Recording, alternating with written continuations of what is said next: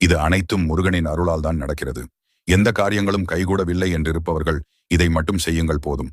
காலை எங்கு சென்றாலும் முருகனை நினைத்து நெற்றியில் திருநீர் வைத்து கொண்டு செல்லுங்கள்.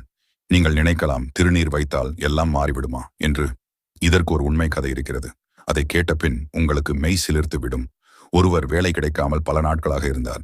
இவரின் சகோதரி திருநீரை நெற்றியில் பூச சொல்லும் போது அவர் கிண்டலாக பதில் சொல்லியிருக்கிறார்கள், இதை பூசி கொண்டு போனால் மட்டுமெல்லாம் நடந்துவிடப் போகிறதா என்று.